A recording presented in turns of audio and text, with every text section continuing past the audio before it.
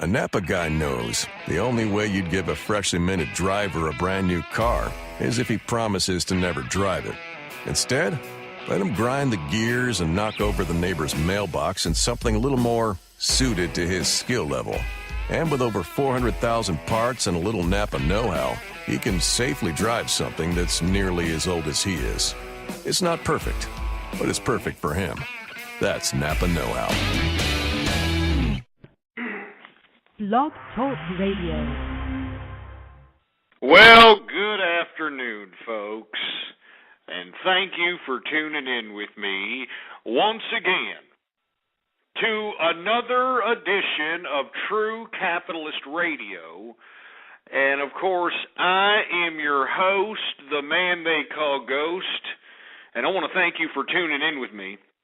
Let me tell you folks something. I am rather in a giddy mood today because yours truly made some serious money. That's right, folks.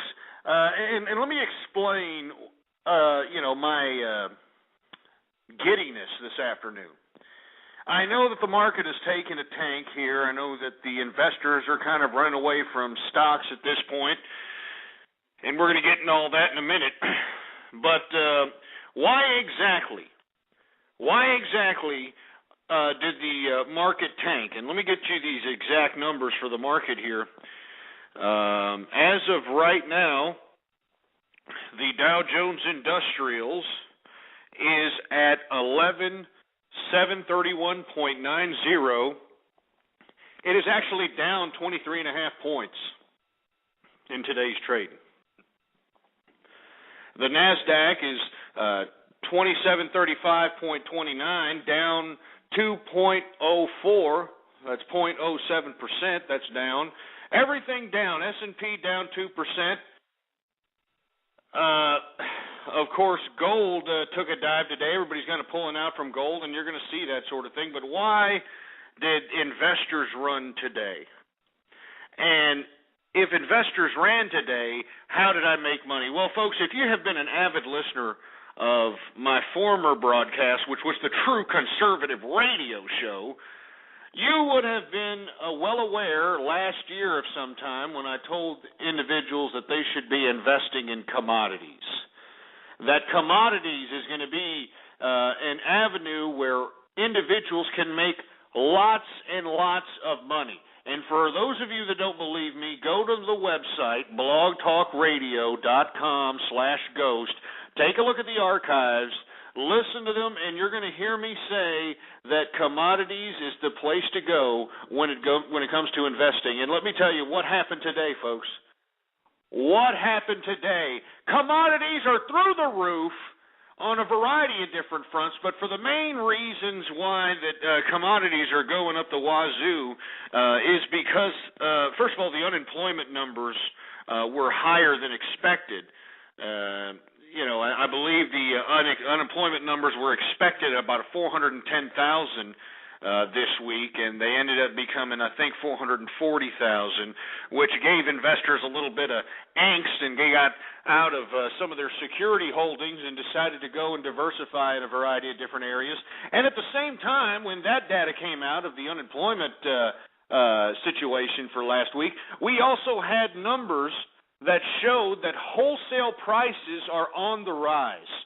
And the reason wholesale prices are on the rise, folks, is because, well, demand is everywhere. Remember, we're in a global economy now, folks, whether we like it or not. This is a global economic system. And right now, there are emerging markets out here that are surpassing the modernity and the richness of America. And on top of those people that are already surpassing the riches and the modernity of America, there's those budding emerging markets that are actually taking a bite out of the production or what's left of the production in America and the exports from America. I mean, do you understand, folks, that right now at this given time, what's causing wholesale prices to go up the roof is not only the fat American asses that Americans are, but it's also the demand throughout the international community for all kinds of commodities.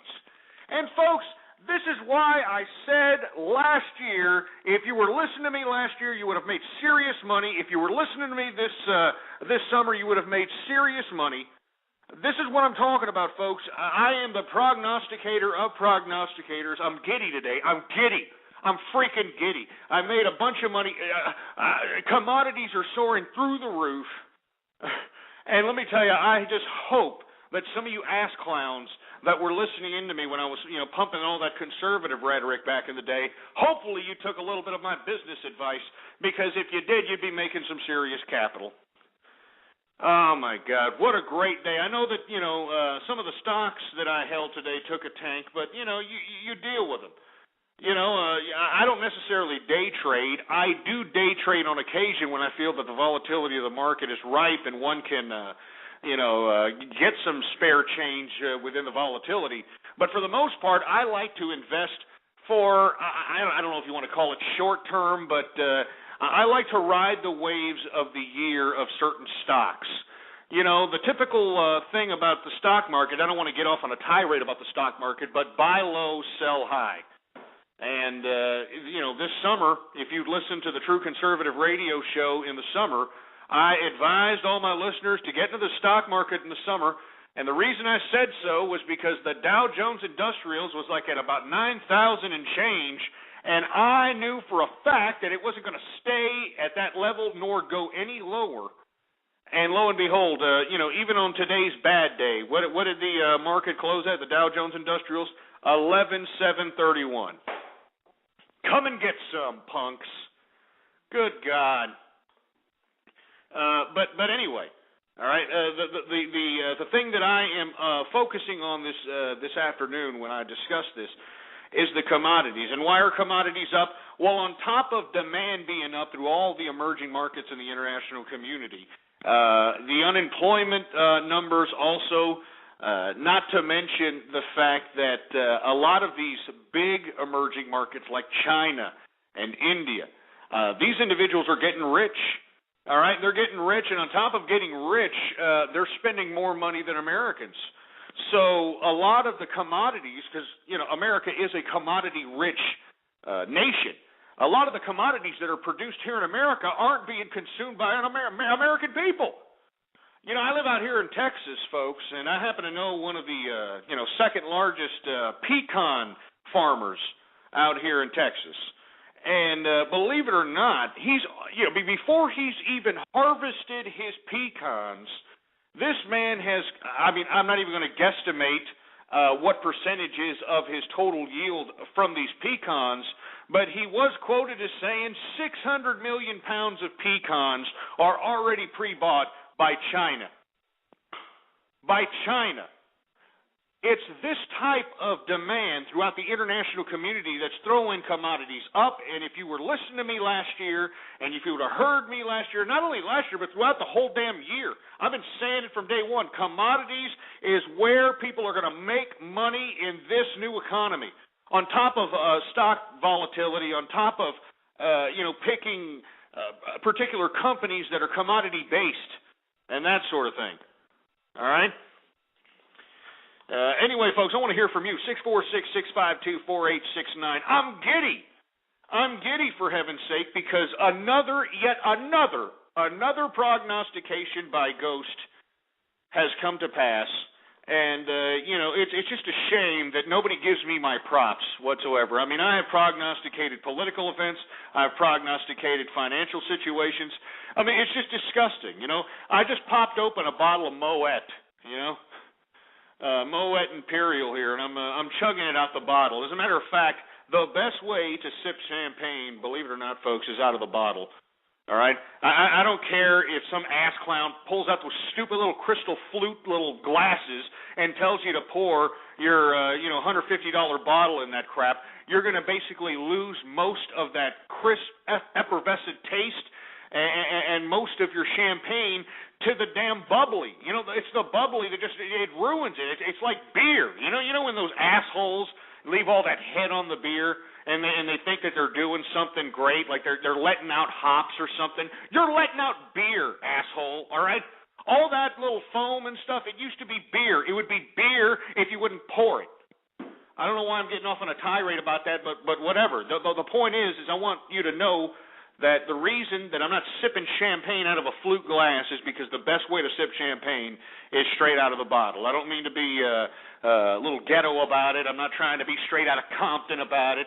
All right, I'm not busting caps or anything like that, but cheers to everybody out there. It's a good day in the commodities markets. Gosh damn it, I mean, welcome to America. I love America. Not only do I love America, I love capitalism, and that's what this show's about. Now, hopefully everybody that's listening, all right? Hopefully everybody that's listening is a capitalist also. So here's to you, here's to all the capitalists. I don't have another glass to put it in, so I'm just going to hit another bottle. There you go. Cheers.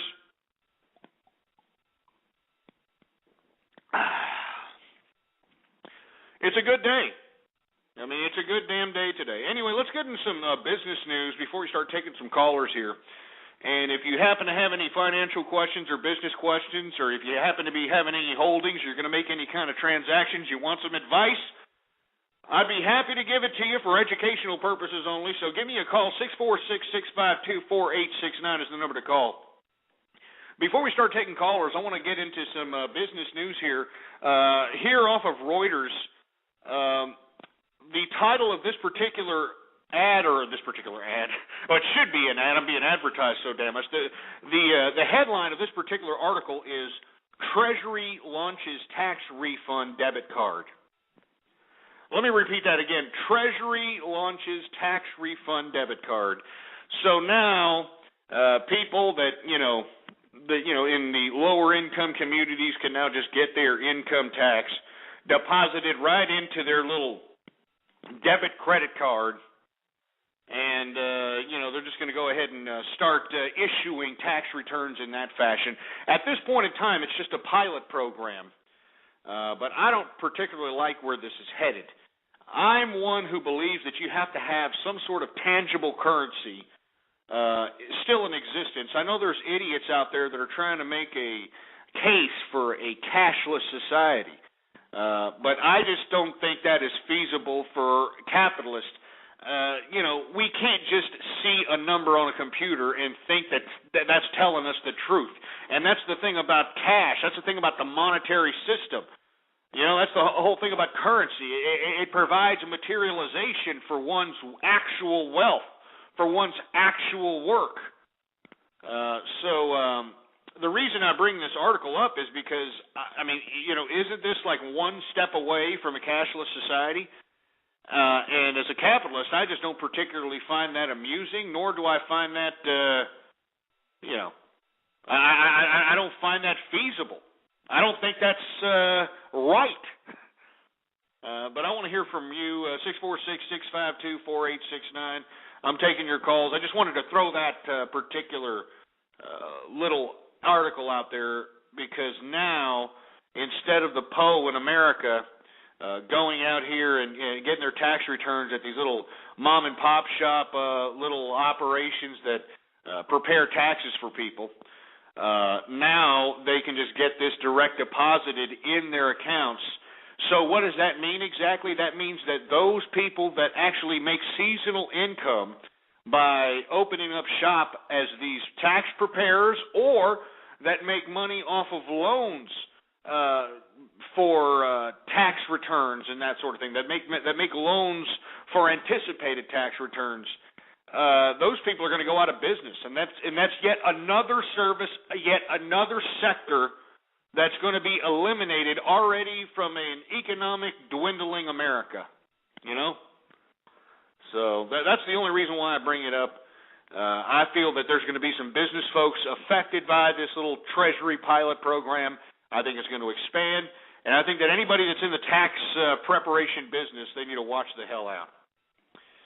Anyway, here we're going to take some calls here. 727, you're on the air? Yeah. Area code 727.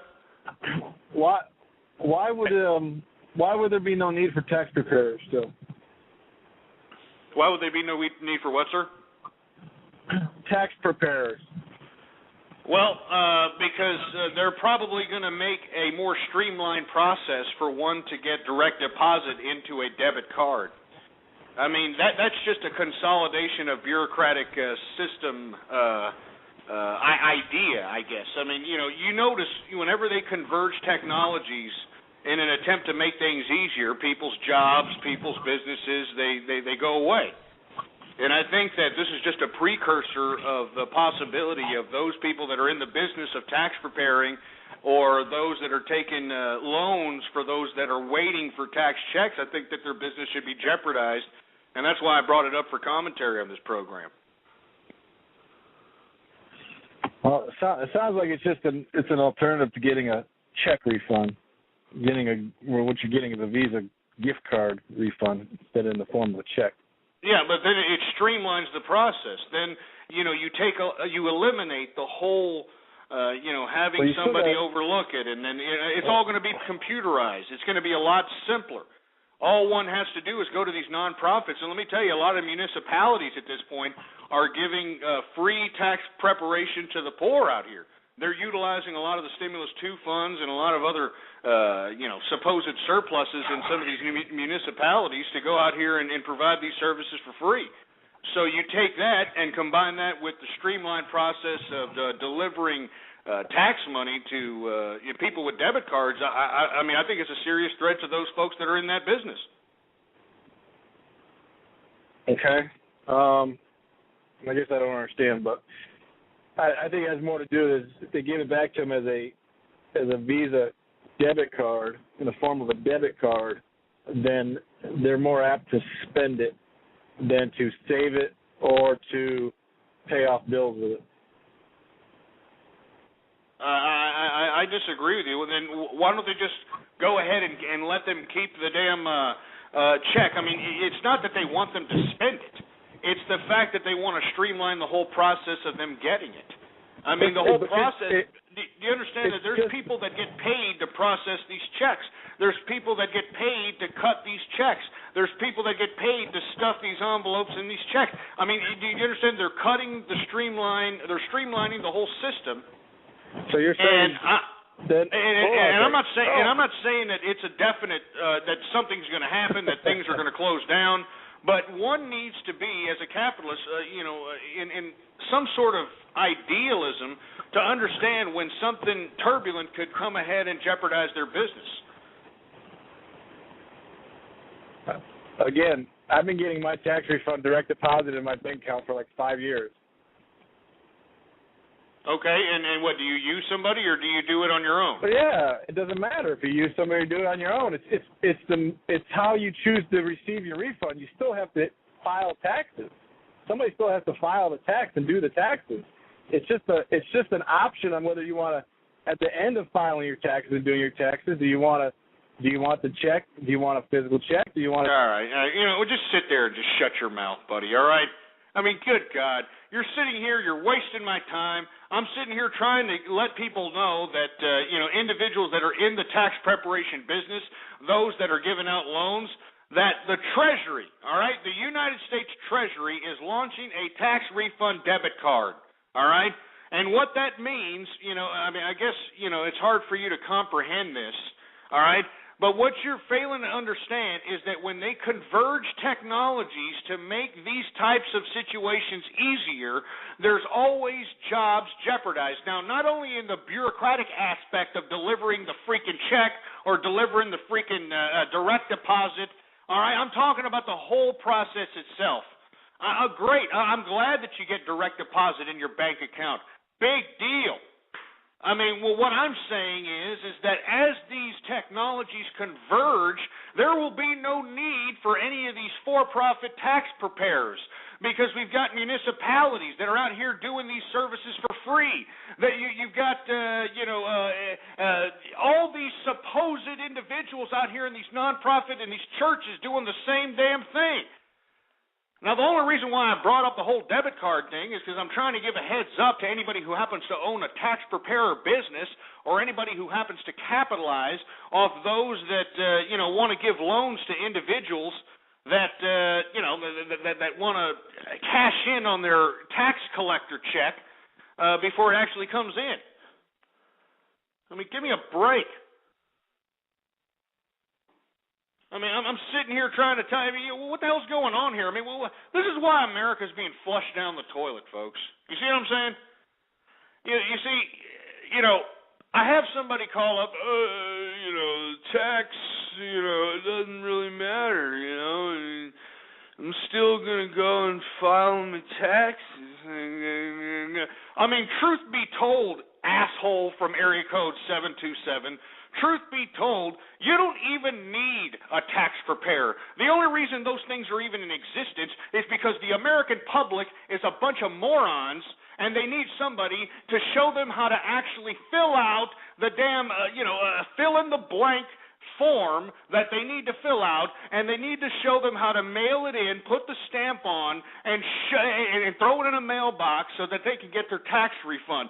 Truth be told, these idiot services shouldn't even be in existence, okay? But now that the Treasury is coming out with a debit card that's going to direct deposit their funds right into their stupid little Visa cards now, I mean, at this point in time, the need for the service of a tax preparer is becoming jeopardized as the convergence of these technologies combine themselves.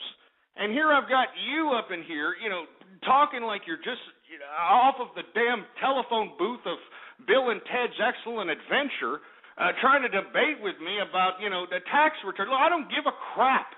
All right, let me tell you something. If you're sitting there collecting money from the government, well, then I'm not talking to you. All right, that means you're making beans to the point where you're not even paying taxes. You're not even contributing anyway. All right, you're not even contributing to this. If you're collecting money at the end of the year, you're not paying taxes. So what are you even sitting here bitching about? Why don't you just get your little tax return and go out and spend all your money on all those Chinese-made widgets that you stupid American people love to do? Go out there and blow your money on all these little Chinese-made electronic gadgets, and then at the same breath piss and moan about how the jobs are leaving overseas and how mom-and-pop shops aren't around anymore. I mean, you people are pathetic. You see, and this is why America is being flushed down the proverbial toilet. It's being flushed down the proverbial toilet, folks.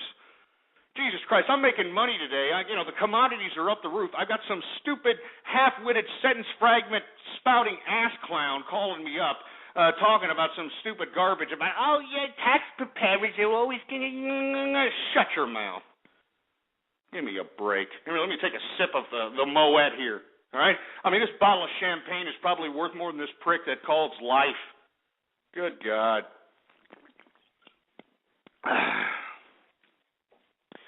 Anyway, folks, 646-652-4869 is the number to call here. We were talking about business. We were talking about, certain aspects of certain things until we had some, of course, ass clown call up, acting as if he's, Joe Pinstripe Business over here. But welcome to America, all right? All right, welcome to America. And this is why I'm telling everybody who's listening, anybody that wants to be a true capitalist, these are the individuals you have to watch out for. These scumbags that know that they're never going to accomplish anything. I mean, they're pathetic wastes of life. I mean, they probably worked at the same dead-end job for about 20 years, and they're pissed off because they didn't get what Hollywood sold them. They didn't get the big white picket fence, or they didn't get the big bombshell girlfriend. They didn't go out and, have the big parties, and they didn't do these things. They're not going to be the rock star. They're not going to be the American Idol. They're not going to be the big actor. They're not going to be these things. They come to these realizations, and lo and behold, these are the type of sourpuss individuals that you're going to have. And you just go out into America. Just walk a shopping mall, and you can see them all over the place. I mean, give me a break. Anyway, you're listening to the True Capitalist Radio Show. We're going to move on from that. I mean, I just wanted to bring up the whole idea of Treasury launching the tax refund debit card, not only to give a heads up to those folks that are in the tax preparation business, but at the same time emphasize that we're converging into a cashless society. And in my view, a cashless society is a dangerous society. It's a society that can be manipulated through the click of a button, from the press of a button. It's a society that can be manipulated through means of manipulation of technology. And there has to be a way where one can actually see the tangible product or the tangible fruits of their labor. And this is why I disagree with anything that has to do with debit or direct deposit. I mean, and that's another thing. You know, this ass clown from 727, he was like, I get my direct deposit. I got a direct deposit. I mean, you idiots that get direct deposit, you people are morons. I mean, haven't you noticed that when you get direct deposit, you have to take like damn near a shit, piss, and blood sample before you can pull out any money out of your own account? You know? I mean, don't you understand that? I mean, you have to take a shit, piss, and blood sample just to get money out of your own account. I mean, that's how disgusting this is. I mean, I don't understand why anybody goes direct deposit. It's grotesque. I mean, you should have the right to be able to take your check and be able to, you know, just cash it at whatever bank that's going to take it or whoever wants to cash it. If you want to go to a check cashing place, it doesn't matter. And be able to use those funds and put it in a variety of different banks, not just one bank. I mean, you know, give me a break. You know, and then when you use the debit cards on your little direct deposit bank account, you get charged fees. You know, when you try to pull cash out of the cash machine, you get charged fees there. I mean, you people are morons, you know, getting crap direct deposited in your bank accounts. What are you doing? I'm not saying that you don't use bank accounts, folks. Don't get me wrong. I mean, the banks make the world go round, let's be honest. But to sit here and have your whole check deposited in the bank account without you even seeing a tangible product of your labor, it's just ludicrous. It's just utterly ludicrous and disgusting. And not only that, I mean, aren't you concerned about fraud or, you know, I don't know. I mean, maybe I'm stupid. I mean, maybe that's why I'm here and, you know, 727's over there and, you know, some single-wide trailer guzzling down some cheese whiz, going down there to Liberty Tax or Ooh La La tax returns and getting his tax filled out and, you know, going out there and getting his $2,000 check, you know, at the end of the year. You know? I mean, give me a damn break. 646-652-4869 is the number to call here. We're going to take another caller here. 856, you're on the air. You're fired. What? You're fired. She's trying to use ABC and The View to get even with me. But with me, shut up. You see, this is how unoriginal we are in America, folks. You see this? Do you hear this? This idiot had to go and rip off a sound clip. You know, it sounds like he doesn't even have it on MP3.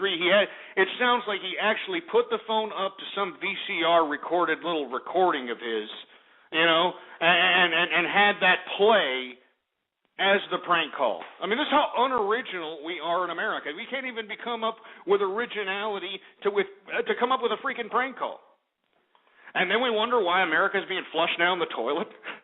And then we wonder why there's nut jobs with ghoulish, you know, mug shots, you know, shooting Congress people and, you know, going ape shit at the Safeway grocery stores. I mean, give me a break. I mean, listen to these people. I mean, a lot of these American people, they've grown complacent. They've grown accustomed to becoming some just useless loser. You know, I mean, they've grown accustomed to just getting entitlements and getting everything on the cheap. Not even on the cheap, just on the for free.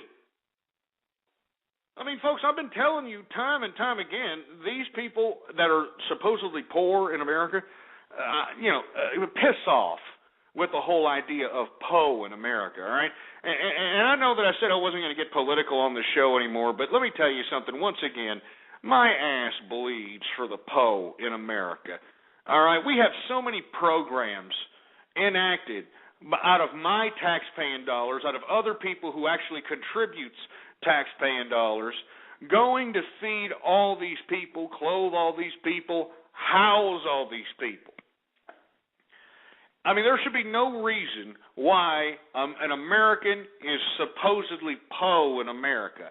I bet you all the money I have in the world, You show me somebody who's po, I'll show you that same person's house, and I bet you they got a damn flat screen TV. I bet you they got all the electronic gadgets that are produced out of China. I bet you they got a damn iPhone and the whole 9 yards. I bet you they're rolling on a 72 Cadillac on dubs.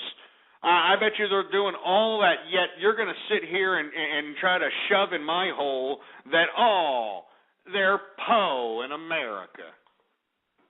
You know what I'm saying? I mean, look, 727's still on the line. What do you want, 727?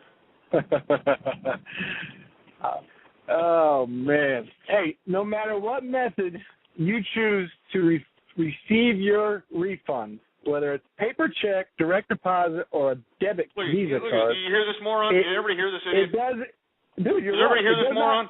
It does not change your need to have somebody. Get him off. Get him off.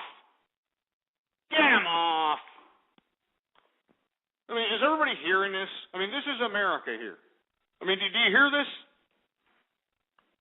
I mean, good Lord. Here, let me sip some Moet, for heaven's sake. I mean, I can't get enough of this. I mean, good Lord.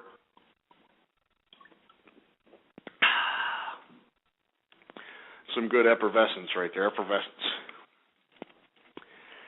Anyway, I'm going to move on here. You know, I'm sitting here. I'm trying, to help some of these losers that are out here that, should be out there being productive in America. Instead, they're, playing with their pecker shafts, watching old episodes of Full House.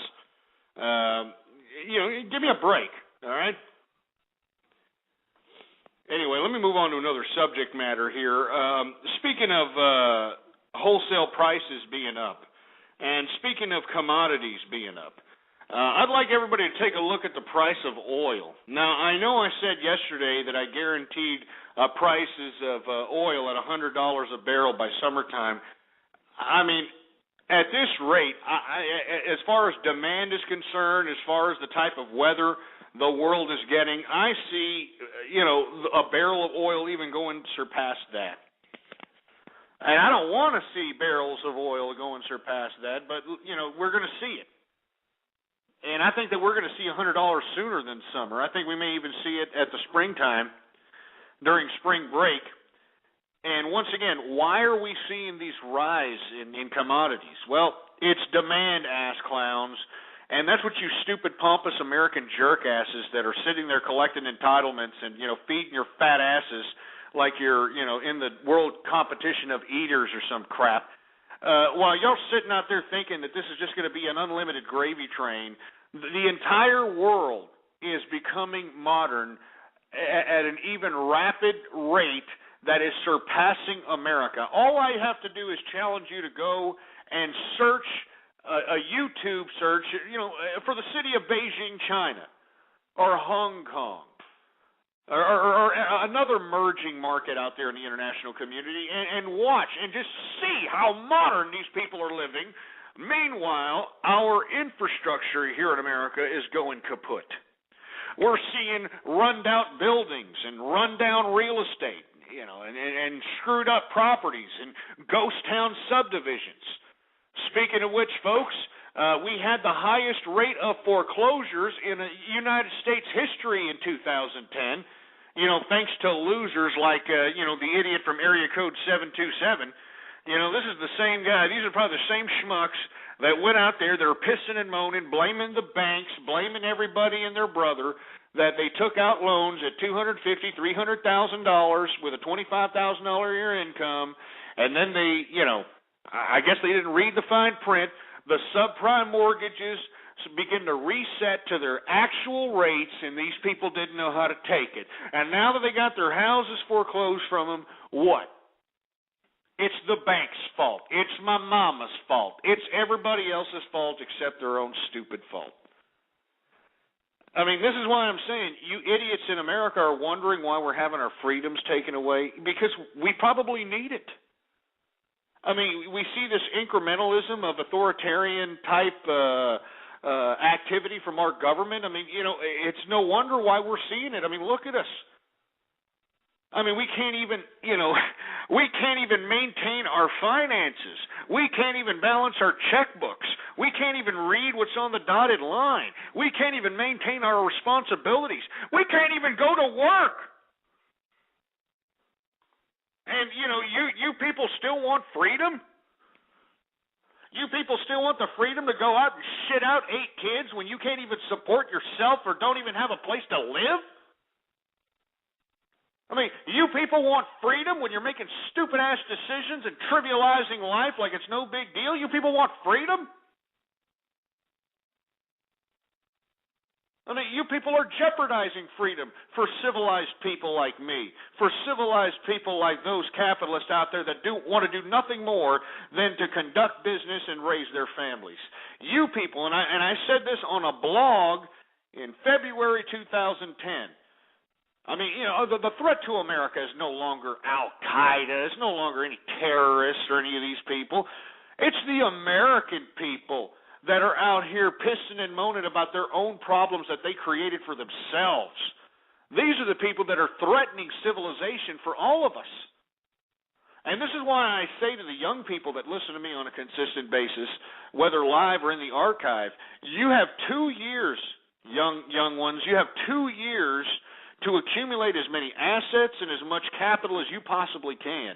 Because after those 2 years, after these Bush tax cuts are now reset and they have to be put at a rate so they can bring down this tremendous deficit we have, when they start cutting, all these government entitlements, because we have to bring down government costs so that we can bring down the deficit we have, once they start cutting jobs from these, the federal jobs countrywide, you're going to start seeing a lot of pissed off, angry people that are not only just going to jeopardize the comfort level of this civilized society, but they are going to jeopardize civil order in this civilized society. And I'm not just saying that because I'm angry and I'm bitter, but I can see it, folks. I mean, I can see it just walking outside my door. I mean, people just pissing and moaning. I mean, America has been so secure and so safe and so prosperous for so long.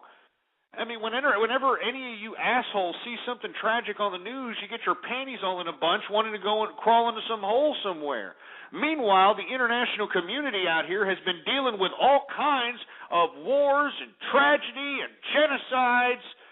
I mean, they've seen family members get butchered and killed, and you people haven't seen anything, and yet you have the most to bitch about. That's what makes me laugh. So that's why I'm saying, folks, I mean, you've got 2 years left to obtain as much capital as you possibly can. I'm not joking. This is not some threat. I'm not some Alex Jones fearmonger. I'm not some asshole trying to, spread fear everywhere. But just look at the facts. If you don't believe me, just look at the facts. All right? The next 2 years, we're going to see growth. As a matter of fact, Ben Bernanke today announced his optimism for the fiscal year 2011. He's so optimistic that he believes we're going to grow at a rate next year at about 3 or 4%. But don't you understand that growth, the next 2 years of growth, it's fake, it's fiat, it's not real. All right, and the only thing that makes it real is the people's ignorance in believing that all this ridiculous money that they're just grabbing out of the air and being put in their mailboxes is just going to continuously go on. It's just going to go on forever, and they're just going to be gluttonous, fat, jelly ass shit and piss bags, and they're just going to make that contribution forever. And they're just going to, it's not going to happen forever, folks. I'm telling you. I mean, just listen to the Republicans' rhetoric out here. Listen to the Democrats. Listen to Obama's rhetoric. They have to cut spending. They have to do it. And when they start doing it, where are they going to cut? They're going to cut all these entitlements. And where are all these people that got used to food cards at about $600-700 a month? All these people that got used to housing voucher programs that basically put them in upper middle class subdivisions and homes, all these entitlement programs that gave them free electricity and free child care and free health care and free 2-bit ITT tech education. free everything. I mean, what do you think these people are going to do once all that free gravy train is over? What are they going to do? Where are they going to go? They're going to go to your house. They're going to come to my house. The people that are still maintaining the civility of this great country, they're going to come to our house because we did things the right way. And that's what makes me sick. And that's why I'm trying to promote capitalist viewpoints. Everybody should be a capitalist because, look, if you think that you're going to change something through politics, you're wrong. I've got 4 years of broadcasts in the archives, folks, of me attempting to facilitate conservative ideology, and in the process of that, in the whole midst of those 4 years that I was broadcasting as a conservative, conservatism withered away into some sort of freak show. I mean, I lived the conservative lifestyle all my life. And then to see conservatism being withered away and conservatism justifying teen pregnancy and justifying all these ridiculous activities being conducted by those mouthpieces that are supposed to be conservative, it's a disgrace. It doesn't mean anything to be a conservative anymore. That's why I'm no longer calling this show True Conservative Radio. It is now True Capitalist Radio. And if you people think that you're going to maintain or going to get any kind of influence in the political system through, raising your voice and organizing, you're wrong. I mean, just look at how stupid the American people are. I mean, did you see? I mean, I was there. Just look at the damn archives. Just look at the archives in 2008 when I was broadcasting, folks. I mean, these people, when Obama was running for president, I mean, it was like the second coming of the Messiah. And they promised and they said, oh, please, if you elect him, everything's going to be great and it's going to be a utopia and there's going to be a chicken in every pot and a Cadillac in every driveway and it's just going to be so beautiful. And now what? Now you talk to these Obama supporters who were so, circle jerky for him in 2008. You ask them about him now. Oh, forget about it. I hate politics now. Well, great. Yeah, you were so happy about it. I mean, do you understand how stupid the American people are, folks? I mean, I hate to say that about my country. But gosh damn it, I mean, just look at us, man. We should be better than this. We were the bastions of capitalism. Now we're the bastards of capitalism. I mean, don't you people understand that? Do you have no shame? I mean, I have shame. Let me tell you something right now. Whenever I look outside my window and see all these sour scowls and the pusses of these pieces of crap, I feel shame. I feel shame that I have ancestry that traces back to world wars, civil wars, revolutionary wars, to maintain this civilization only for these gluttonous, ungrateful, entitlement-enriched bastards to sit here and jeopardize the whole civilization because they're not happy. Unbelievable, folks. Unfreaking believable. And that's why I'm saying all the young people that listen to this broadcast, and I know there's a lot of them. I get a lot of emails from young people, and I want to thank you for listening. And the reason they listen to me is because I tell them how it is, all right? Mommy and Daddy aren't going to tell them that they shouldn't go to college. And why shouldn't they go to college? Well, ass clowns, not only is this whole market of college graduates saturated here in America, but on top of that, why would you indebt yourself $80,000? Why would you indebt yourself $80,000 before you even enter into the employment market? And I don't know if you're a good observer, but look at this employment market. It's a service industry-based economy. What do you want to be, the manager of a goddamn Applebee's? I mean, there's not much corporate America activity going on with the exception of the finance sector. And let me tell you, you know how many people are trying to run up that corporate finance market? It's pathetic. You're never going to have a chance.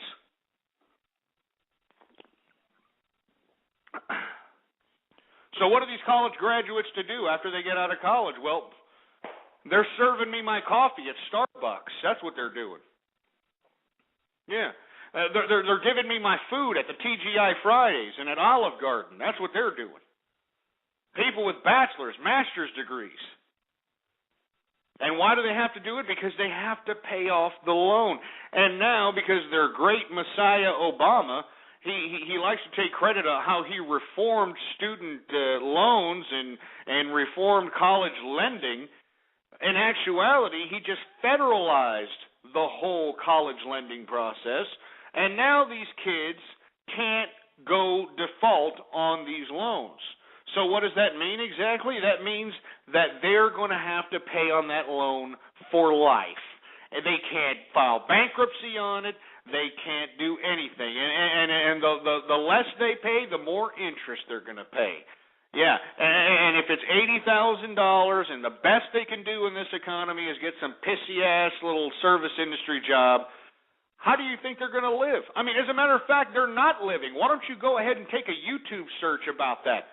Do a YouTube search about, college student loans and take a look at all the poor bastards that are on there doing YouTube videos saying, hey, don't go to college, and hey, look at me, I worked 40 hours, 50, 60 hours this week, and all I've got is a $150 paycheck because I got to pay my student loan, and the student loan is given by the government, and the government can just basically dock my check like it's no big deal, and that's all there is to it. Huh? Yeah, thanks, Ma. Thanks a lot for sending me to college. And once again, for you young people that are listening, don't you think it's kind of weird that Mommy and Daddy and the establishment and professors aren't really that concerned about you assholes going out and drinking like a damn sailor, chugging beer bongs and having orgies at frat houses and crap? Why do you think nobody's concerned about that? Because you kids are being sold out by the establishment that is the bureaucratic system of collegiate academia. And not to mention, your parents, they don't really want to deal with you anyway, so that's about 4 years of just getting you the hell out of the house. So what I'm saying is, folks, is that if you're somebody that's a young person and you want to get ahead in life, you don't want to sit here and work all your life. You want to be able to do your work because everybody has to work. Everybody has to build capital. Start building capital now and do whatever it takes. And let me tell you, as a capitalist, as a true capitalist, you cannot stop thinking. You cannot stop learning. So whatever you do as a job, you need to learn everything about that job and everything about your boss's job and his boss's job and his boss's job. Know the whole damn system. You need to understand that you need to go out and exchange your labor for money. And once you have your money, don't spend it on crap. Do you understand? I know this is hard for young people to comprehend. Don't get me wrong. I know it's tempting to go out to the bar and buy these stupid bimbos, the $8 Mai Tais. I know it's tempting to go out to the titty bar and, throw a 20 up some bitch's twat. I know it's tempting to go out with the boys and go spend, $80 on beer and chicken wings at the sports bar. I know it's tempting to do all these things. Don't do it. All right, take about 2 years, 2 solid years of saving. And I guarantee you those 2 years will go by like that. And let me tell you, at this point in time, you only have 2 years.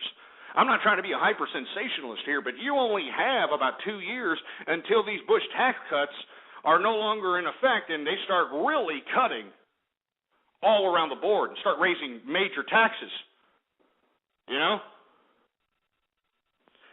So what I'm saying is you need to take 2 solid years and save your money.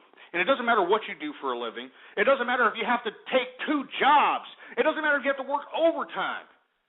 Get the bare minimum to live on. Even if you can live with Mammy and Daddy. If you have the privilege of living with Mammy and Daddy, don't become some stupid pothead that just sits in his room all day and jerks off. Go out there and work and save your capital. And once you save about $20,000, $15,000, start thinking about what the hell you want to do with your life. Start thinking about, okay, look, I got $15,000 in the bank. Do I want to be my own man? Do I want to be my own individual? Do I want my own place? Do I want my own business? Do I want to take that $15,000 and flip it? You have to start thinking about these things. Not to mention, once you have $15,000 in one bank account, the bank is going to start treating you a lot nicer. Oh, yeah, you're not going to be just some schmuck coming in and out anymore. You got capital in their bank. You don't understand. The bank's sole purpose is for you to keep your money in that bank. They'll even lend you more money. The bank will lend you more money if you promise to keep a large sum of money in that savings account. I kid you not, you morons. You see, that's what they don't teach you in school. They don't teach you these types of things. They don't teach you that what you need to get by in this country is assets, capital.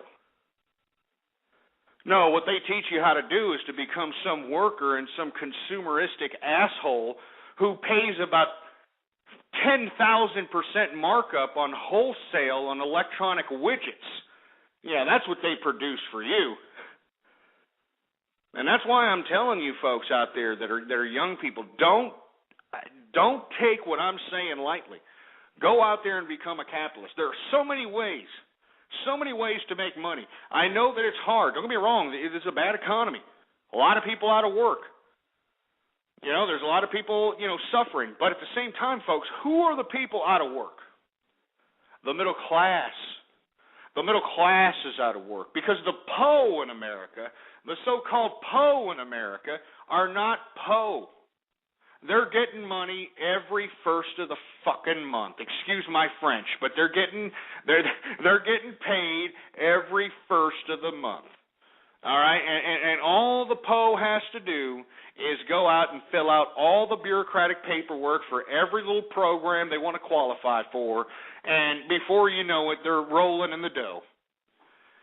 And the reason I know this, folks, is because I'm a business owner, all right? I know where my consumer base is coming from. I own a retail outlet, on the borderline. It used to be a good neighborhood. Now, because of 2008 and all the foreclosures, one of my businesses is on the borderline of a bad neighborhood, good neighborhood. I don't even know what the hell you want to call it. But I tell you this, I'm making a lot of money off those bastards that are getting paid off the government, and rightfully so. It's my tax money anyway. I shouldn't be having to sell anything to get that money, but because it's mine. But we're giving it to these schmucks. So that's a market within itself, folks. Don't let anybody give you any sob stories about, oh man, the PO. I'm PO. PO. Give me a break. All right, these people are making money. The only people that aren't making money are the middle class, and that's why the middle class is shrinking. You're either rich or you're poor in this new America, and poor is a new standard. And it's sad. I know. I know there's people that are listening into this that can't believe what they're hearing, but this is America, folks. You need to be realist about it. That's why I'm trying to convince everybody who's listening to become a capitalist. And there's so many ways to make money. That's what should drive you. That's what should spawn your creativity. What can I do? What is it that I can do to make money? Don't you people understand that everybody in America is a consumeristic idiot?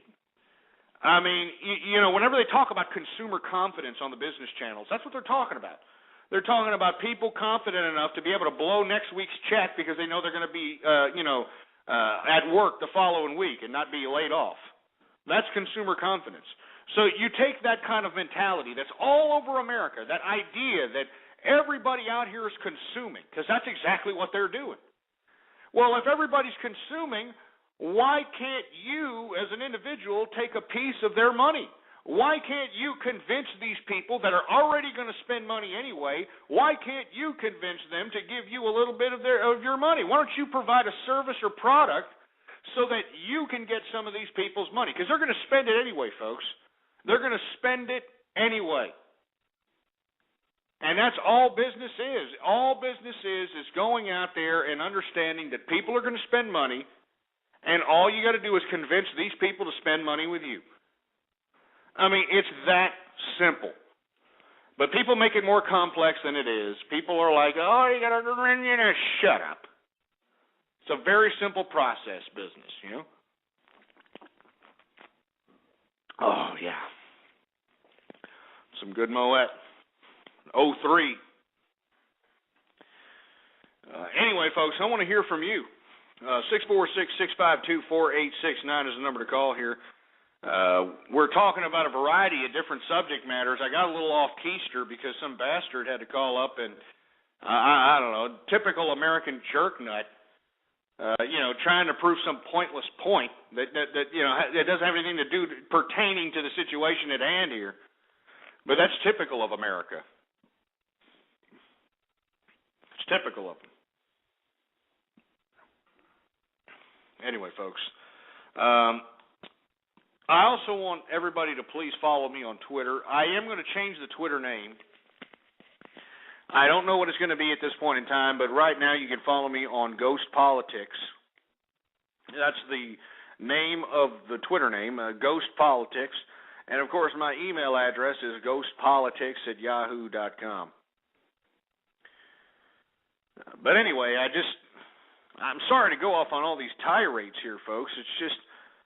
It sickens me, man. I mean, this used to be a very prosperous country. Why do you think everybody circle jerks about the 80s? You know? You got so many people, the 80s, they were so great. They were so great. I remember people pissing and moaning back then. Are you kidding me?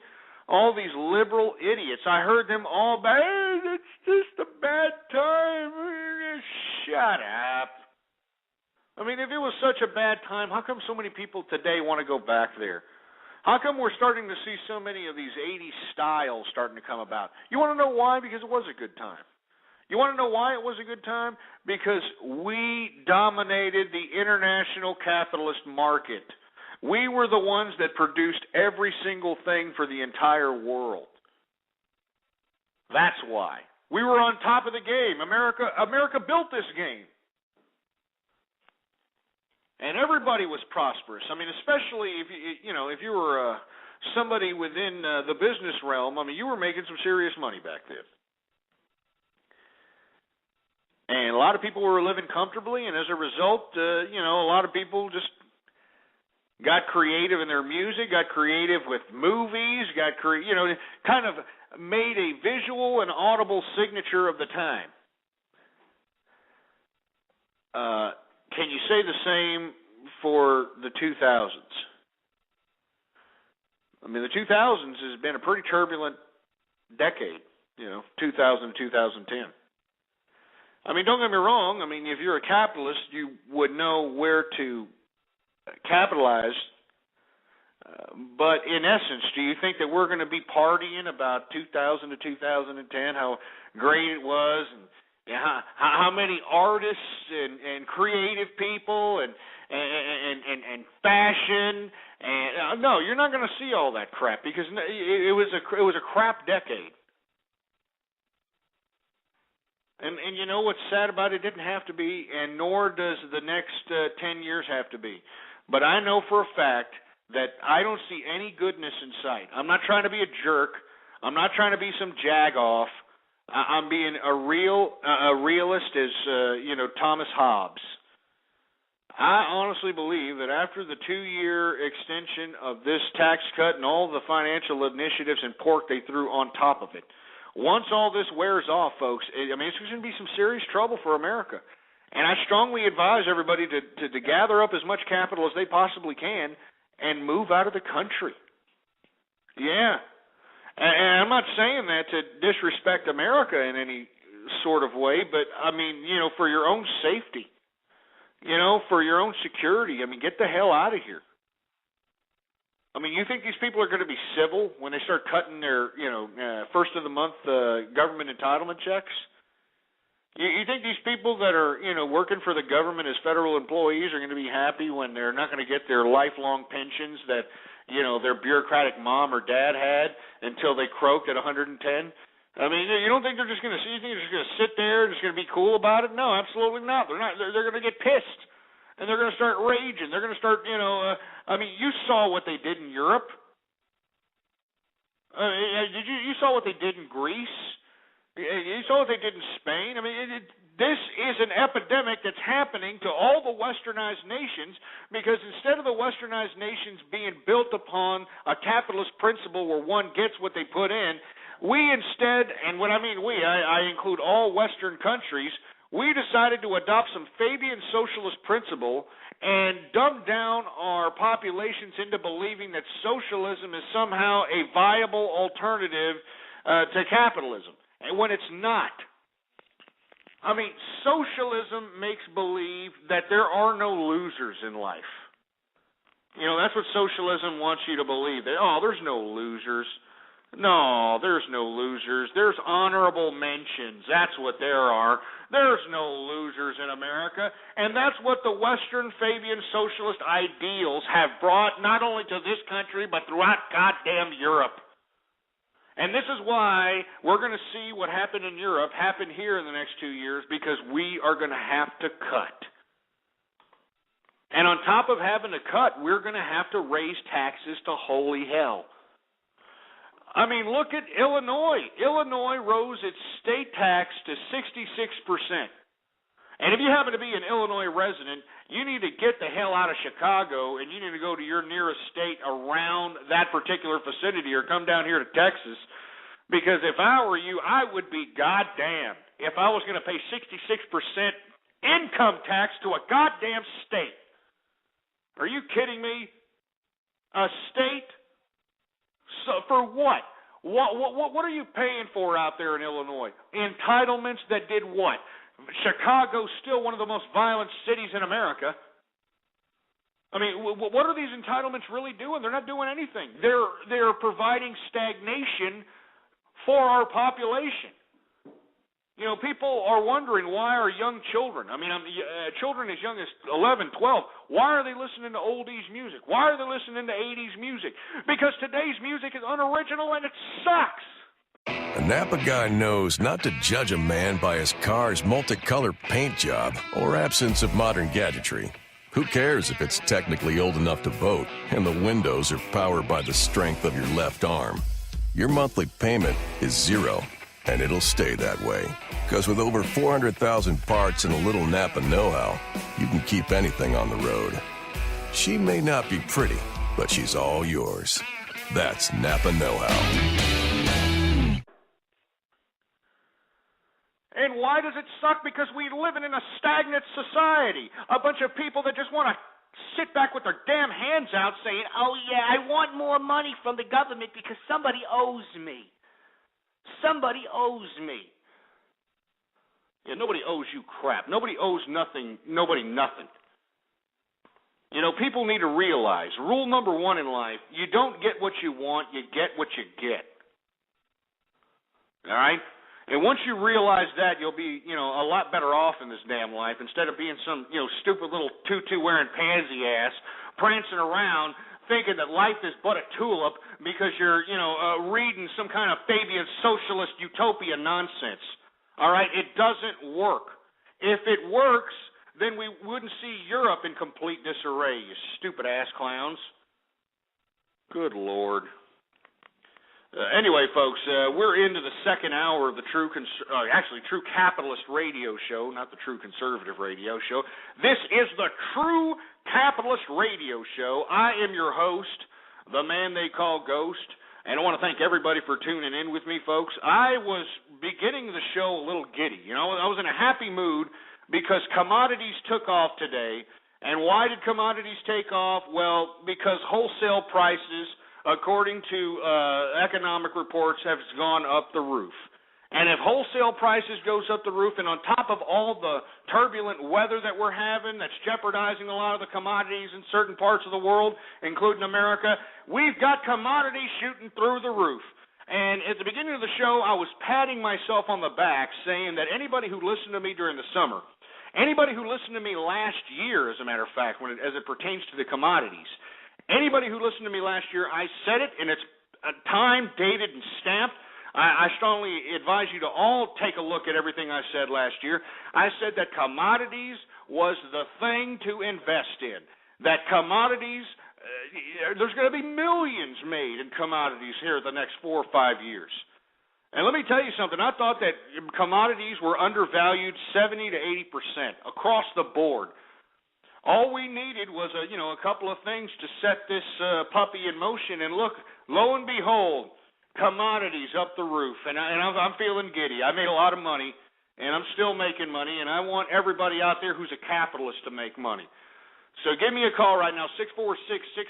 646-652-4869 is the number to call.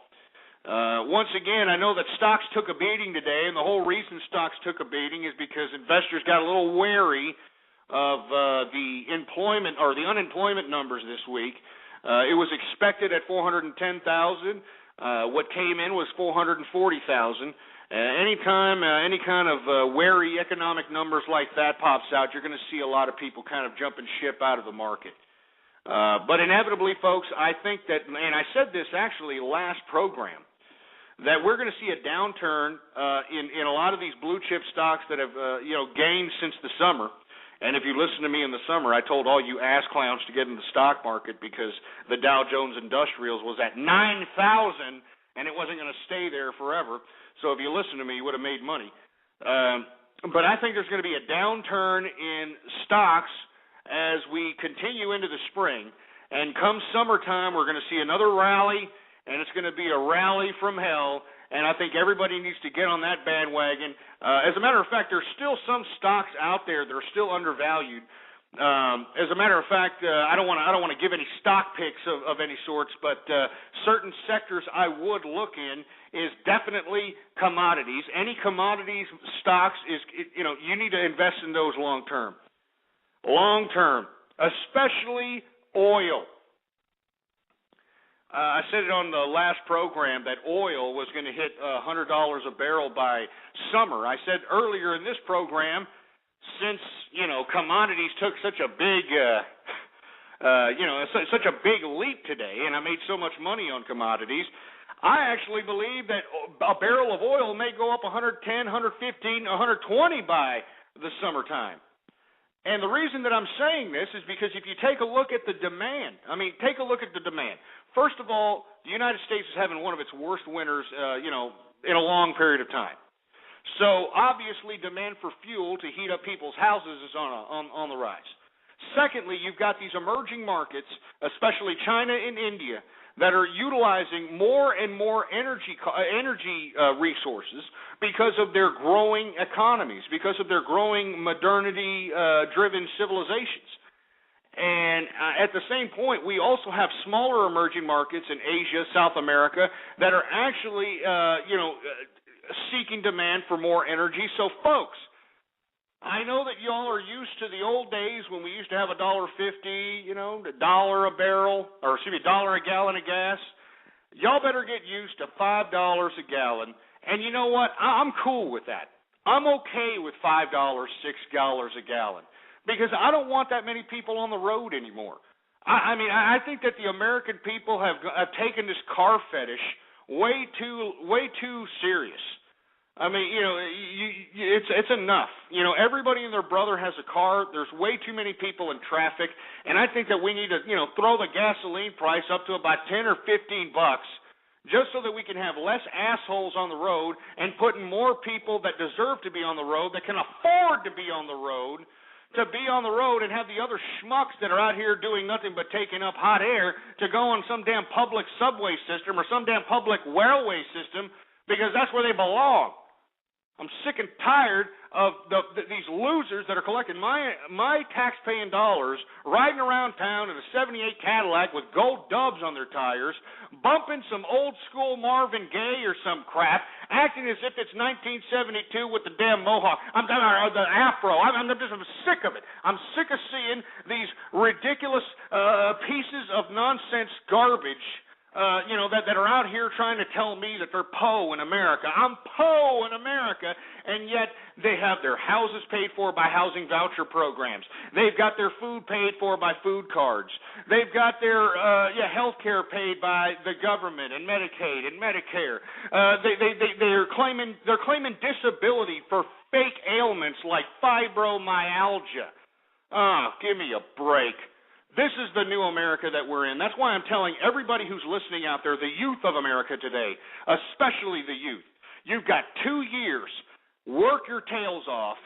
Try to gain as much capital as you possibly can. And every bit of capital that you save, try to flip it, try to get more as you possibly can. And in the next 2 years, start thinking about investing in a new emerging market.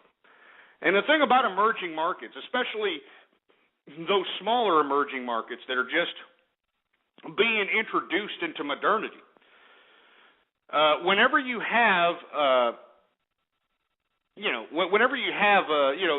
these small emerging markets like in South America, Asia, you've got some that are all across the world. Small countries, small communities that are just budding as a potential emerging market.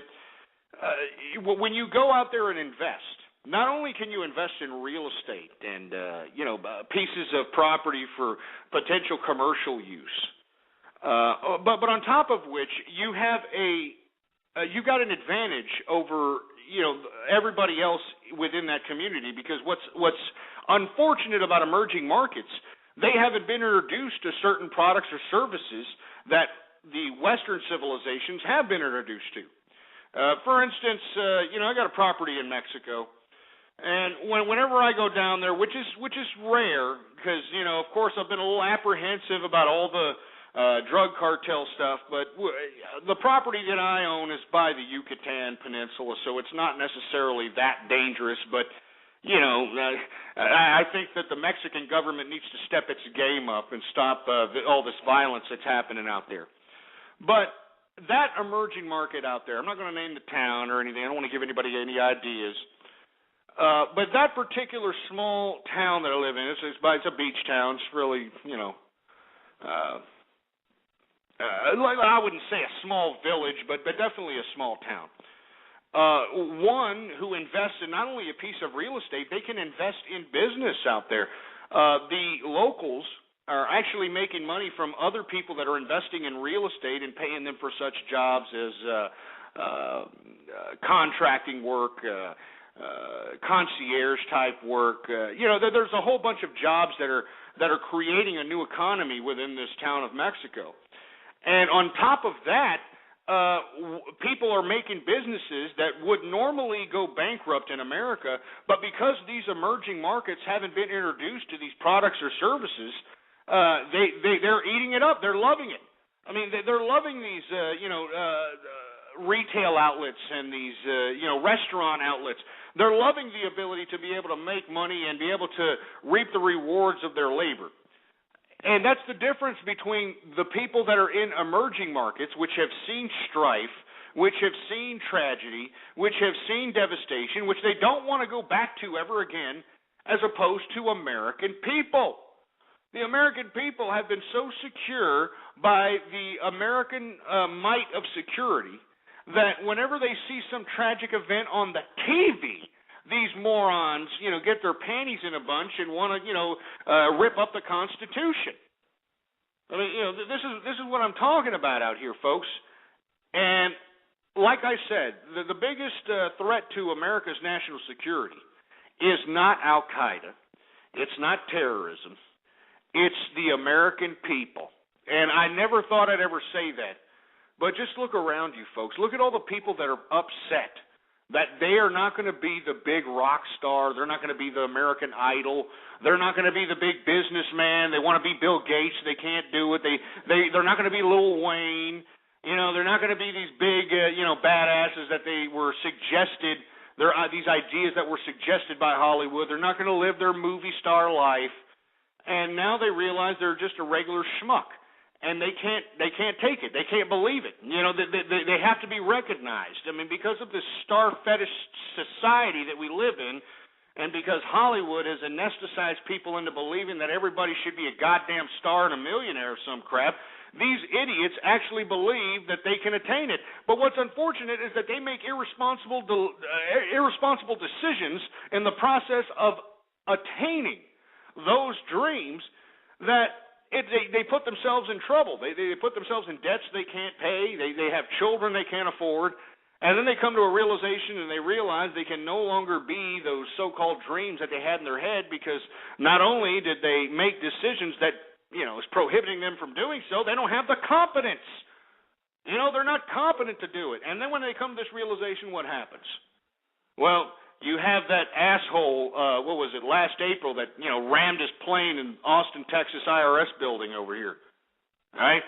What else do you have? You have that one jerk recently who just shot this congresswoman and a bunch of people in front of Safeway in Tucson, Arizona. I mean, you have these acts of violence because these people are, they realize they're useless pieces of garbage. They come to the realization that they're just complete waste of human flesh. They're never going to be whatever they thought they wanted to be. And now they have to reap the repercussions of being a loser, and they can't take it. Whenever they look at their ugly, disgusting mugs in the mirror, they can't take it. So what do? They go out and they commit these random acts of violence because they know their life sucks. And what's unfortunate is that this is America. Your life doesn't have to suck. Your life doesn't have to suck, but the only reason your life sucks is because of your stupidity, your dumb decision-making. Let me take a sip of this Moet real quick.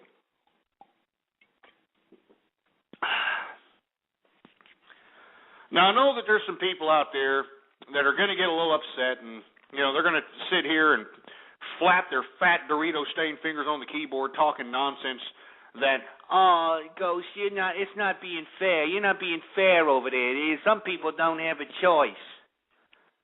Some people don't have a choice for what? I mean, look at these immigrants that are coming into this country, you idiots. They're coming in here, setting up shop, getting jobs, saving capital, and building businesses. That's why, and I say it time and time again, that's why when you go to a gas pump and go and pay the attendant, it's always some foreigner back there. Because they're not stupid. They're building businesses. They're using the opportunities that have been freely available to every American ever since the day they were born. They're utilizing those opportunities to their advantage because these Americans are too busy putting a damn Kentucky Fried Chicken grease thumb up their ass, watching, American Idol, and hoping for change by somebody who, says, yes, we can. I mean, this is America. This is it. This is America. Anyway, 646-652-4869 is the number to call here. I'm going to take a few callers. Goku, are you there? Hello? Yeah, what's going on? Can you hear me? Yeah, I can hear you.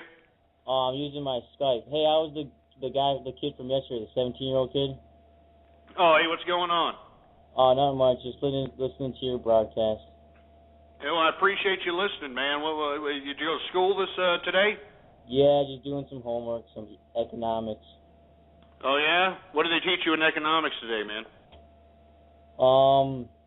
The Federal Reserve System and monetary policy. Oh, really? They're teaching the Federal Reserve and monetary policy and economics, huh? Yeah. What are they teaching you about it? The whole idea of fractional reserve banking, or are they just teaching you that, about dates? The Federal Reserve was enacted in 1917 and 1913, that kind of crap? Yeah, probably. I don't know. I didn't pay attention. Yeah. Well, I hear you, man. Well, let me tell you, don't let people fool you when they say that the Federal Reserve is some big bad boogeyman that's just, conspiring to bring people into serfdom or something. I mean, the Federal Reserve is nothing more than an independent body that actually prints the money for the American people and the American government. Now, if you look at the charter, it actually states that the two authorities over the Federal Reserve are actually those two entities, the government and the people. But when the government and the people are a bunch of morons, and the government are going to continue to spend money on, stupid, projects like, some highway named after some stupid senator, or, some freeway named after some stupid congressman, or some school named after some judge or something, instead of, spending all that money, maybe we shouldn't be spending it. But unfortunately, we have an American public that are ignorant and stupid.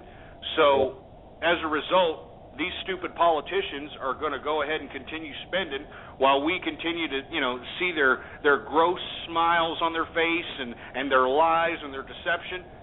And all we're going to do is continue to eat it, man. And that's what's causing America to be flushed down the toilet. It's our politicians and our ill-educated public.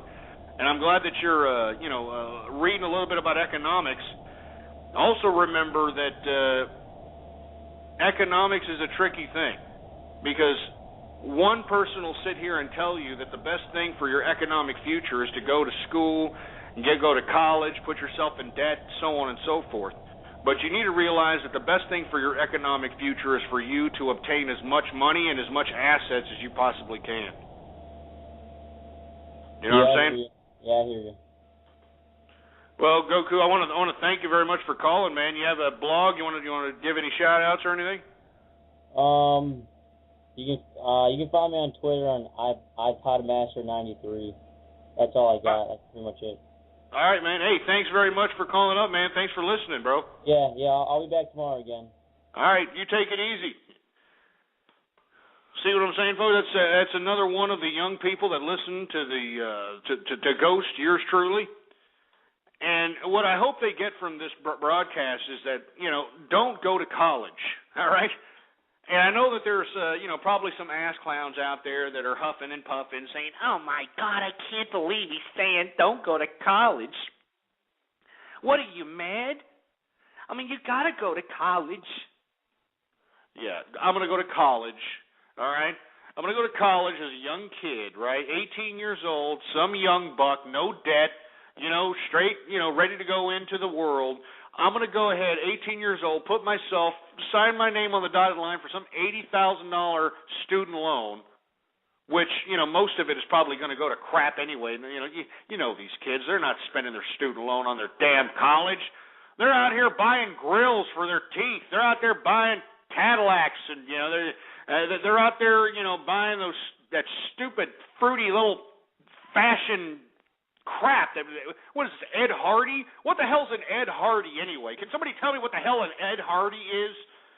I mean, can somebody tell me who he is so I can go up to him and kick him in the balls, please? Because, this man, Ed Hardy, whoever the hell he is, has single-handedly fruited out the males in today's America.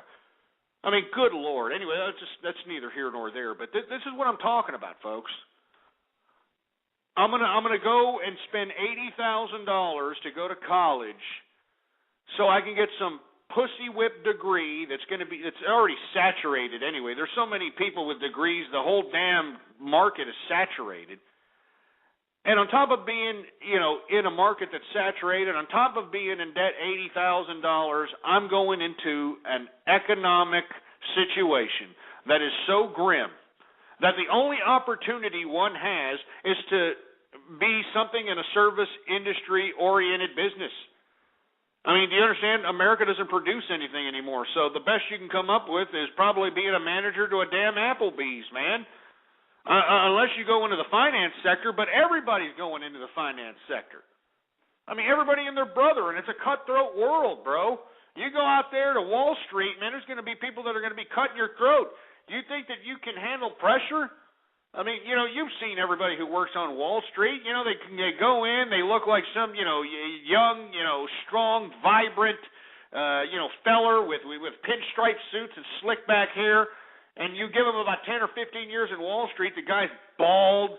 He looks like Picasso. He's got the, wrinkles like a road map. I mean, he's bloated. It's grotesque. It's a stressful situation. But, if you get educated in today's America and spend $80,000 on a degree, that's all you're going to accomplish in today's America. Unless you're smarter. Unless you realize that capitalism is real and that you want to become a capitalist and that everything that you do has to have a capitalist idea to go along with it. When you think about your bank accounts, you shouldn't just think about how much money you have. You should think about what you can do with the money that you've accumulated. When you got $15,000 in the bank, don't go out there and put a down payment on a fucking car. I mean, give me a break, you idiots.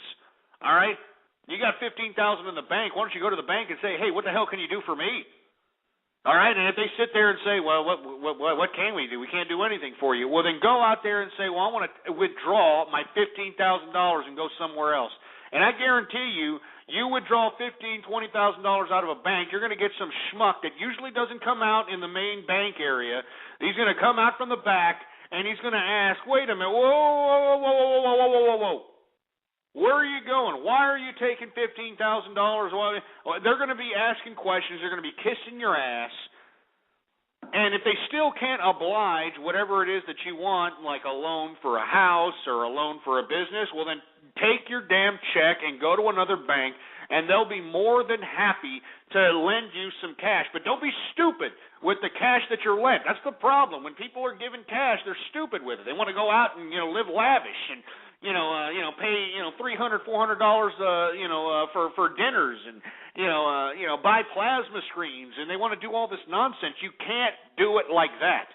All right, if you're saving $15,000, $20,000 capital so that the bank can lend you some money, don't be stupid with the money. All right, you have to make sure that you're making calculated, smart decisions, and that's the biggest downfall of any potential capitalist.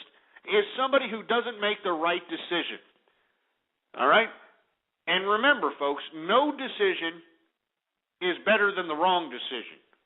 So if you have any apprehension about a potential financial transaction, don't do it. Don't do it. I mean, capitalism is about calculated risk. It's not about, gambling. It's not about, I'm just going to go ahead and go all in and I'm going to throw the dice here and, hope I get, 7 or 11. It's not how it works. It's about calculated risk. It's about buy low, sell high. That's what it's about, and that's what people need to understand. And that's why every time you look at the money that you're saving, you can't look at it and say, what can I buy with this? That's not what you should think. It says, what should I get with this? Should I get a house? Should I get a business? Should I get a loan? Should I put it in stocks? Should I put it in bonds? Should I buy gold? Should I buy a farm, a ranch? Should I do something that I know that I'm going to profit on and I know is in demand in this market? And as soon as you get that through your skulls, folks, you're going to make money. You're going to make serious money. Just don't be stupid with it, because let me tell you something. Making money is the easy part. The hard part is keeping it. The hard part is not only keeping it, but making enough to sustain the lifestyle that you've adapted because you've grown in income level. Because everybody knows when you grow in income level, you get a new lifestyle. I mean, hell, look at me. I got a lifestyle. I'm drinking every day of the week. Here I am, a former conservative over here, drinking like a damn sailor. And let me tell you, I'm not sipping some cheap-ass sauce either, man. I mean, yesterday I was, sipping on some Courvoisier. Today I've got some Moet sipping straight out of the bottle. And let me tell you something about champagne. It's one of the greatest spirits out there when, consuming alcohol. All right, I strongly advise drinking champagne. It's a great spirit. Makes you feel like $1 million. Makes you feel like $1 million. So cheers to everybody. Cheers. Anyway, I want to hear from you. 646-652-4869 is the number to call here, folks. I want to hear from you. Do you have any financial trouble? Are you going to make a business transaction? Are you considering an investment? I want to hear about it. I want you to explain it to us. Don't make a move unless you're certain. 646-652-4869 is the number to call here. And I'll be more than happy to give you advice and tell you the right thing to do instead of some financial advisor that's trying to, be a pompous ass about his position and convince you to put your money into some place that's going to jeopardize your nest egg. All right? Don't be like these Bernie Madoff jagoffs. And let me tell you something about these people that lost their money to Bernie Madoff. I don't think they should get 1 red cent. I know a judge today, some judge ordered a $7.2 billion settlement in the Madoff case. I don't think those people should get a penny back. You know that? I don't think anybody who got ripped off by Bernie Madoff should get 1 red cent back because they're idiots. They're morons.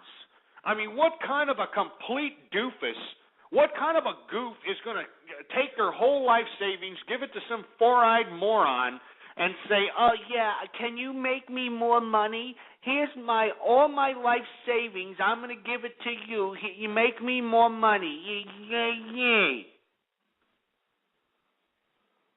I mean, that's what these people did. They gave this guy their whole life savings, expecting this idiot just to make them money because, oh, look at him. It's the goodness of his heart. Of course he was going to be crooked. Of course he was going to be greedy. Are you kidding me? I mean, this is why I don't understand why people can't be responsible for their own. Their own.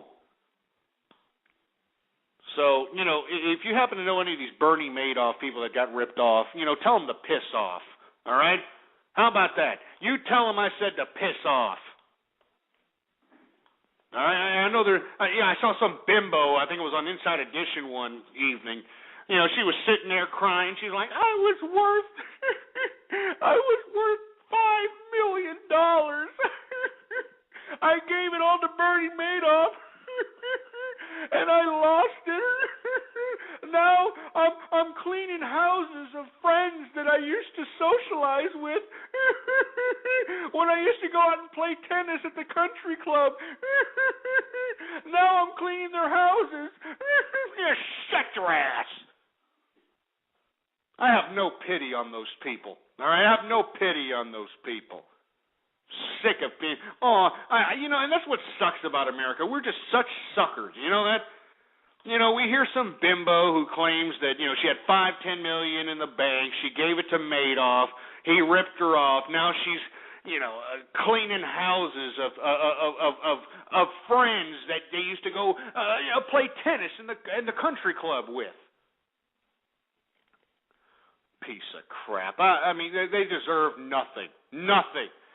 And there's people in the chat room like, oh, man, they're only getting penny on the dollar. Ha, that's funny.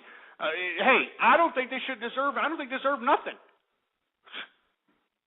All right? They should go back to work and start from scratch like everybody else who falls on bad times.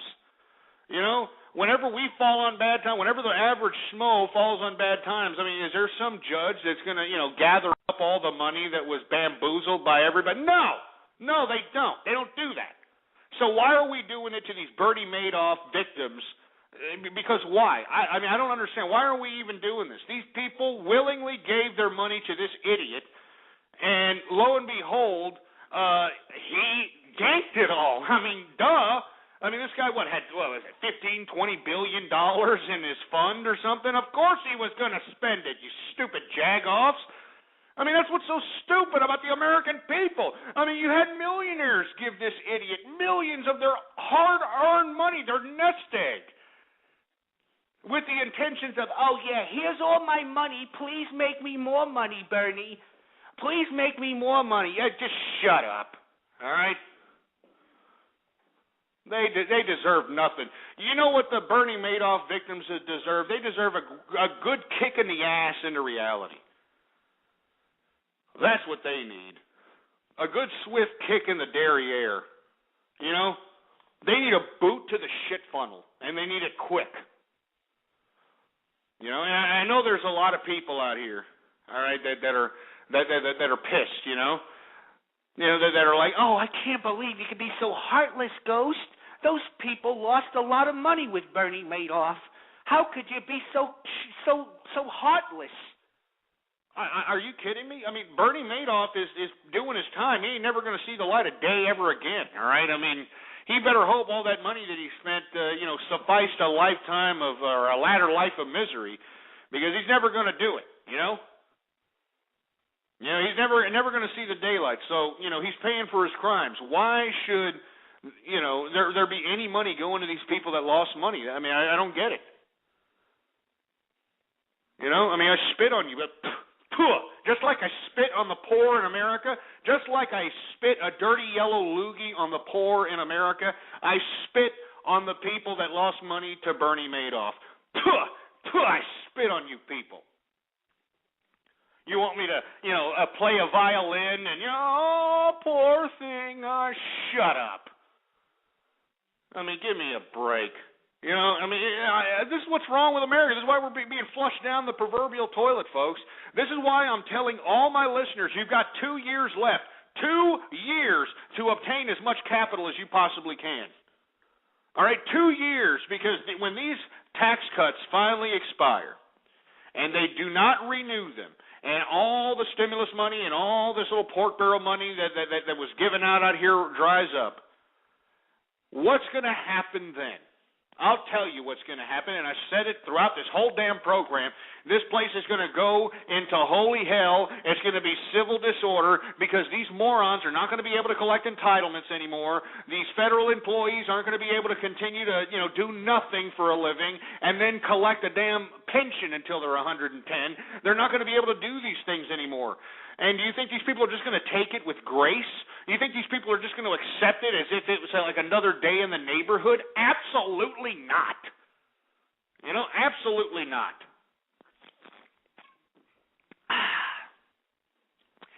And that's why I'm telling all the listeners out there, 2 years is all you have, man. 2 years. Obtain as much capital as you possibly can. Obtain as much capital as you possibly can. I mean, if you have to work, not only save your money, put your money into something, because you have to remember, all right? You have to remember that when you have money in the bank, the only reason why you want to put it in the bank is so that you can get loaned more money, okay? You don't ever want to use your money for anything. Always remember that, because if you use your money and you lose it, you've got crap, all right? You've got nothing. But if you lose money that was lent to you, well, it wasn't your money anyway. So who cares? I mean, not to say that you don't have to pay it back. I mean, you have to pay the damn thing back. But at the end of paying back your loan, you still get the capital that you put up for collateral anyway. So, it doesn't really matter. My point is that you should use all the money you make as generated capital, all right? And at the same time, don't solely put all of your eggs in a bank, because the American dollar, the integrity of the American dollar is being jeopardized because of all the spending our government is doing, because of all the consumer debt that we have here in America. This is a serious problem. This is degrading the American dollar, the integrity of the American dollar. I mean, that's why the euro kicks the dollar's ass at this point in time, because we are just in so much debt that the debt itself takes the spending power of the dollar. So my advice to those people that are looking to, hedge their bets or hedge their savings against inflation or stagflation, I strongly advise you folks to buy commodities that are actually going to increase in value. Now, how do you get commodities that are going to increase in value? Well, one obvious, and we talked about it yesterday, is gold. Now, if you want my personal opinion, I think gold is way overflated at this point in time, but I don't think it's going to go down.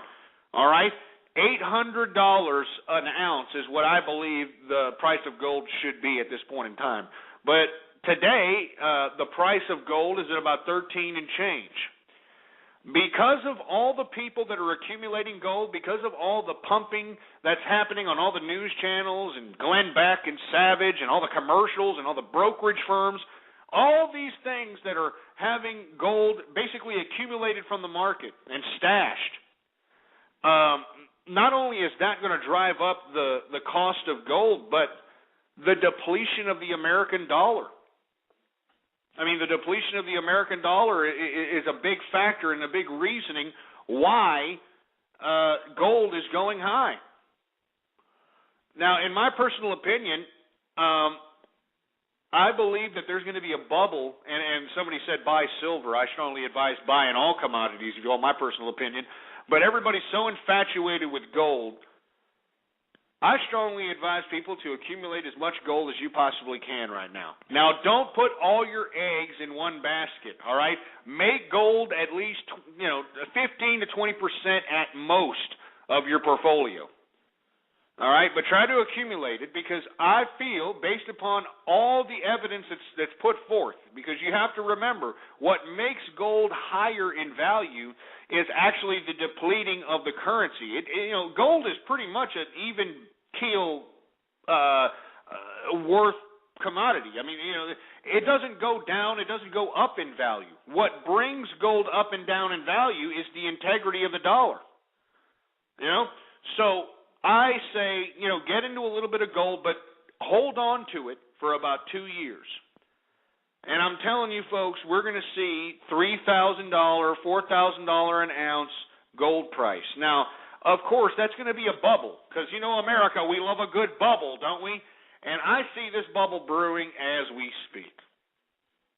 And I think that everybody should be going out there, investing in gold in some fashion, whether it's a company, whether it's gold bars, whether it's opening up shop somewhere and buying scrap gold off the streets, whatever.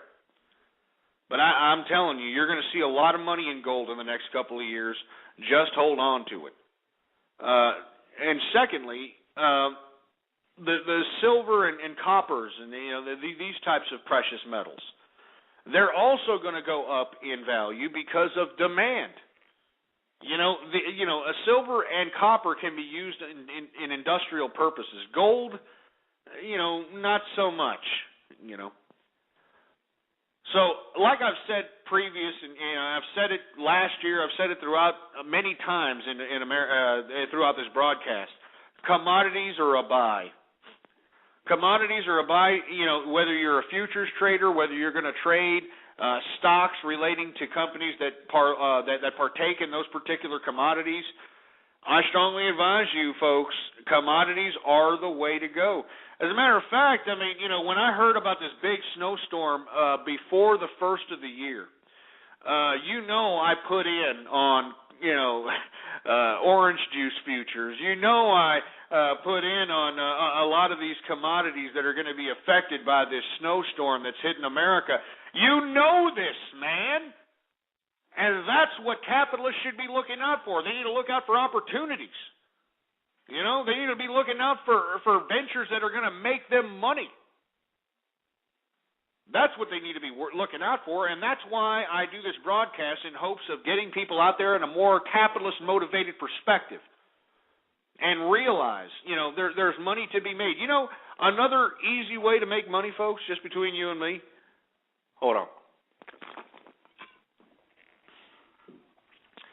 Another way to make money is get a freaking wine cellar. Yeah, get a wine cellar. Go out there and buy bottles of wine, bottles of champagne, and just save them. And every year you save them, the older these things get. Of course, you got to care for them fairly decently. You got to put them at a temperature and a certain humidity, all that stuff.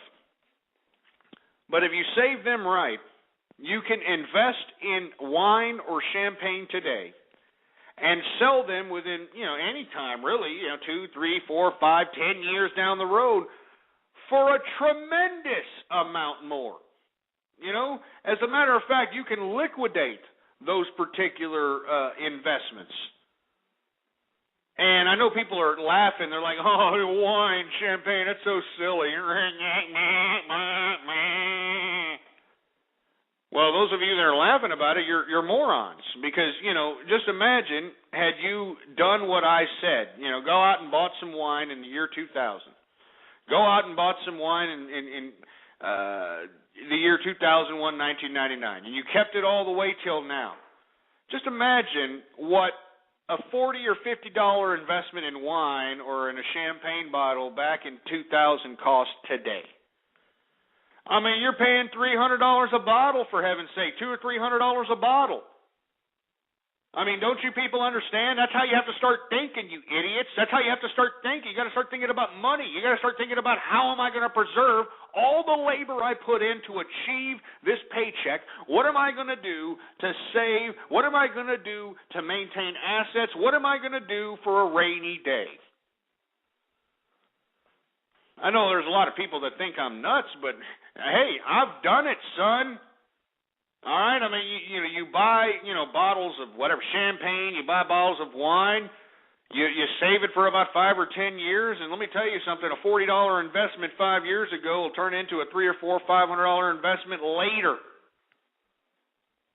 And the thing is that you can go out and sell this on the street. You don't even have to go out and, put this in a damn liquor store or anything. I mean, true connoisseurs are going to be like, oh, my God, you've got a 2000.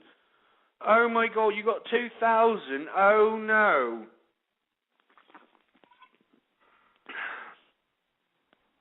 That's what I'm saying, folks. I mean, there's so many ways, so many freaking ways to make money. And I hope that I'm just, giving you guys ideas. And, if you make money using my ideas, you know what I ask? I just ask you to give me some props. Throw me some props. Say, hey, man, I got all my advice from Ghost out there. What up, man? And throw me a peace sign or something, and that's it. Just give me my damn props. All right? Don't be a milky liquor about it and say, oh, yeah, I did it all myself, yes. I'm just ahead of my time, yes. I just knew what I was doing. Shut up. All right? 646-652-4869 is the number to call here. We're going to take a couple more callers, see what's going on. We got somebody from 111. Are you there? There's no business like show business, like no business I know. Everything about it is appealing. Everybody hear this? Everything the traffic will allow. Jesus Christ, get him off! Get him off! I mean, do you see what I'm saying here, folks? This is America. We don't even have enough originality to come up with our own prank calls. We got to be stupid jagoffs sitting here playing, MP3, or it didn't even sound like an MP3. Like I said, it sounds like some damn tape recorder, that was put up, on the up to the telephone. I got an idea. I'm going to go ahead and I'm going to play There's No Show Business Like Show Business. Shut up.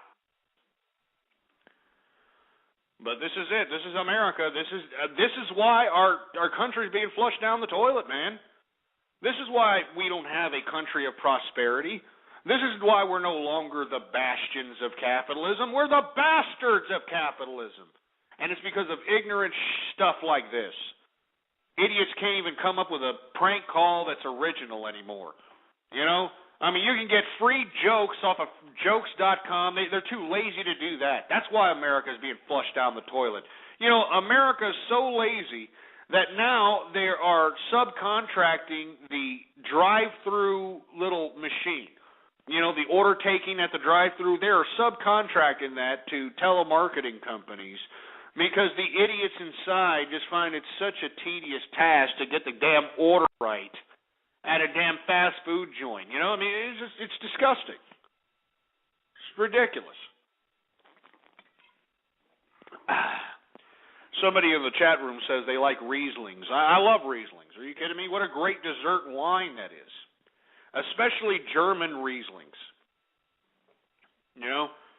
Oh, man, Germans, they definitely know how to make a good crisp Riesling. It just goes down smoothly. It's great. So, anyway, I didn't mean to get off subject here. We got about 13 minutes left in the program. 646-652-4869 is the number to call here. We got, 727 from earlier in the program, I think, calling up. What do you got to say? Hey, did you say at the beginning of the show that if anybody gets a refund, means they didn't pay tax? Jesus Christ. Can somebody kick this asshole in the balls, please? Get off! Give me a break, man. I mean, beating a freaking dead horse, you stupid moron. Give me a break. But this is what I get. This is what I get for trying to help people try to make some money out here, become capitalist. I get jagoffs trying to call up like they're the freaking jerky boys. Trying to, hey, look at what I'm going to do. I'm going to go and I'm going to prank call and I'm going to make myself look so great because, well, I don't got a girlfriend and, I live with Mammy And, I got nothing else better to do. I just sit here with my freckle-faced ass with all my shoes and glasses and I shut up! Anyway, I think I'm getting a little loud. I think I better calm down here. Anyway, folks, we talked about a variety of different subjects today. And inevitably, I hope that a lot of the discourse that I'm providing on this broadcast, I'm hoping that I'm persuading you to become a capitalist. And I know that there's a lot of leftists out there. There's a bunch of Mao Zedong worshiping, Vladimir Lenin praising pieces of leftist crap that are out there that are going to sit here and call capitalists, disgusting, usury, greaseballs that wear pinstripe suits and flip nickels. Just don't even take any kind of credence in that. Don't even take any kind of credence in that, and just realize that capitalists make the world go round. Capitalists inspire creativity. Capitalists inspire, innovation. That's what capitalists do. Capitalists are the men and women with the balls. Let me repeat that again. Capitalists are the men and women with the balls to put their money where their mouth is. The communist just wants to sit there and piss and moan about, oh, I can't do that. That's not fair. I don't know how to play. I'm telling mommy. I mean, that's what communists are, That's what communists are, for heaven's sake. Let me take another sip of the sauce here.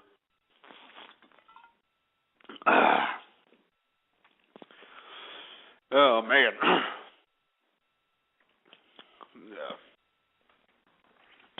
Sorry for the dead air, folks. I'm not feeling too well. I know I should be feeling giddy. I'm making a lot of money in these commodities and whatnot, but, I just want to live in peace, man. I just want to be able to walk outside my door and not be bombarded by the depraved, cesspool of civil society. I don't want to be bombarded by sour scowls looking at me with their cross, beady eyes because they're having a problem that they created. I'm just sick and tired of people's piss poor attitudes in America, piss poor work ethic, and we just have to accept this. That's what pisses me off. We just have to accept this, and we have to continue giving our money to these morons that are out here servicing us in the service industry, and we just have to accept this piss poor service. And why are they giving piss poor service? Because, it's not fair, man. It's not fair. You got 2 bags, baby. You got 2 bags. I ain't got no bags. That ain't no fair. You need to give me one of them bags, baby. I'm telling you, that's what it is. That's the mentality, all right? That's the mentality. So anyway, folks, I'm sorry I'm going off keister here, I'm sorry that, maybe some people are getting a little offended, like, oh my God, I can't believe he's talking this way. But inevitably, folks, we cannot continue to be bleeding hearts in America, all right? We cannot continue to sit here and be bleeding hearts for so-called people that are the so-called people that are having trouble, whatever the case might be. Folks, this is America. Even though it's not the America it used to be, this is still America, okay? My tax dollars are being, let me tell you something. Every time I have to pay my tax bill, whether it's property taxes or federal taxes or corporate income tax, whatever taxes I pay, I feel like I'm getting raped. I feel like I'm getting raped with no Vaseline or a reach around.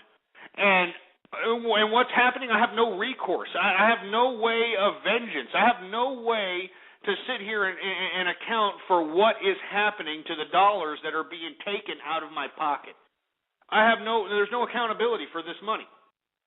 So that's what really makes me sick, that I have to sit here and pay all these taxes and still have to hear that there's people starving in America and in America. That's ludicrous. I mean, all the money that's going into shelters and soup kitchens and, housing vouchers. I mean, I can go on and on about all the damn programs that are out here. All these programs that are meant to so-called prevent the PO from being PO in America, supposedly it's not doing a damn bit of good. So why are we even doing it? Why am I being punished because I'm a success? Why are other people being punished because they're a success? Why should I have to pay property taxes when I don't have a goddamn kid that's going to school? I mean, why do I have to pay a tax to go fishing? Why do I have to pay a tax just to have a freaking car? Why do I have to pay a tax to get the damn car inspected? You know, I live in Texas, folks. I have a variety of different businesses all over the state. I have a damn business in Bexar County. I just got hit up by the Bexar County Tax Assessor's Office, all right? And let me tell you, I'm leasing the building that I'm doing business from out there, okay? But lo and behold, I'm still responsible for some kind of Bexar County assessment tax because I have fixtures in my business that I'm leasing. Yeah, I'm using fixtures to display products. So I have to pay a tax on those fixtures that I have in my business. Can you believe this crap? I mean, this is why business isn't flourishing in America today. You've got municipalities, you've got the state, you've got the federal government shoving their hands so far up businesses' ass. I mean, it just doesn't even feel good anymore. So that's why I'm saying, folks, I mean, this is a serious situation here. I mean, us capitalists, we need to understand the seriousness of what's going on around us. And we need to back each other up as true capitalists out here. We need to know that, hey, look, we're the Vokes of the machinery of civilization in today's America. We're what's making this whole damn thing go round. Without our contribution, these stupid losers in America wouldn't get their checks at the first of the month. You know? I mean, we're the ones doing this. And that's why I'm saying, folks, I don't feel sorry. I don't feel sorry for anybody that claims to be PO in America.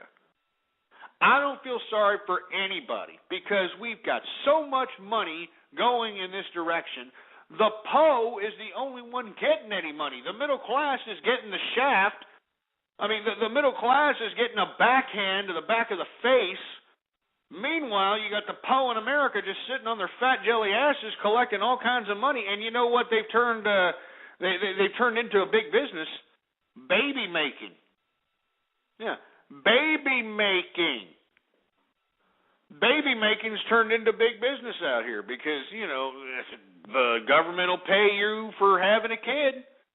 And on top of which, these women can play the child support lottery system.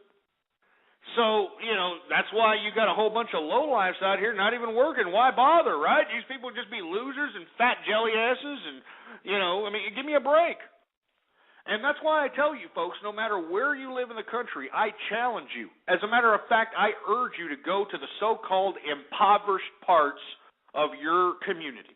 The so-called impoverished parts of your communities. And I want you to take a drive out there. Just drive by, you know, make sure you lock up tight, roll the windows up, and just drive by. And I want you to count how many fat, jelly-ass, thunder-thighs, tubber-lard bastards are waddling their fat asses up and down the streets of the hood. All right, I want you to count them. And I guarantee you it's limitless. It's unbelievable. Now, once again, and I've said this on many shows prior, and I'm going to leave you with this since we only got 3 minutes left in the program. Can poor people get fat, folks? Huh? Can poor people get fat? And if you're going to tell me, oh, it's their diet, you know, it's what they eat, it's not fair. It's not fair. They're getting bad food. They're getting bad food? They're lucky they're getting any food. I mean, oh, Jesus Christ. I mean, would you tell that to somebody in Zimbabwe or in Africa that's starving to death? Huh? I'd like to see some pompous-ass liberal jagoff, wearing his little pink shirt, go out there to Africa and put a double bacon McDonald's cheeseburger in these people's faces and say, I would give this to you and feed the entire village, but it's bad food. And you saw what happened in America. Everybody turned into fat jelly-ass bastards. So I'm not going to give you this burger. Instead, I'm going to give you a radish. I'm going to give you a radish. I'm going to give you some blueberry. I mean, give me a break. I mean, you think the people in Africa would give a crap about good or bad food? They just want food, damn it. They just want food. And here you have American people that have an unlimited amount of food, unlimited amount of opportunity, unlimited amount of freedom, and they're taking it for granted, and they don't give two rat's asses about it. They don't even appreciate it. And that's what makes me sick, folks. Anyway, I got about a minute left in the program. I want to thank everybody for tuning in with me, True Capitalist Radio. And, of course, bookmark the official website, blogtalkradio.com/ghost. Take a look at the archives, and, I'm going to start doing these shows a little bit more habitual. We're changing the formats, a little less conservative, even though I know it's taken somewhat of a political slant on this broadcast. We're still going to try to gear ourselves away from that, try to talk a little bit more capitalist idealism, a little bit more capitalist rhetoric, and hopefully convincing more people out there that are within the international community and especially America to become capitalists. Because capitalists, as I've said time and time again, are the yoke of this particular society and every society that embraces the idea of exchange of goods and services. And let me tell you something, folks. I hope that all of you that are within the sound of my voice become capitalists instead of some, mooching ass, red-headed, far-eyed, freckle-faced, beaten, hot dog up the ass having, food stamp collecting, piece of housing voucher living, chicken-eating cornboy crap. All right? Anyway, folks, email me up, ghostpolitics@yahoo.com, and, of course, follow me on Twitter. It's the best opportunity to figure out when I'm going to conduct a live broadcast. Ghost Politics is the name to follow. Anyway, folks, thank you very much for tuning in with me, and I hope to hear from you again soon. Long live capitalism. Boar's Head is bringing a slice of Japan to the deli. Introducing Boar's Head Ichiban Teriyaki-style chicken. Tender, slow-roasted chicken breast, coated in our signature teriyaki glaze, where ginger, garlic, and a hint of brown sugar meet for a flavor that's both sweet and savory. New Boar's Head Ichiban Teriyaki-style chicken. The bold flavor of Japan. Now at the deli. Only from Boar's Head. Compromise elsewhere.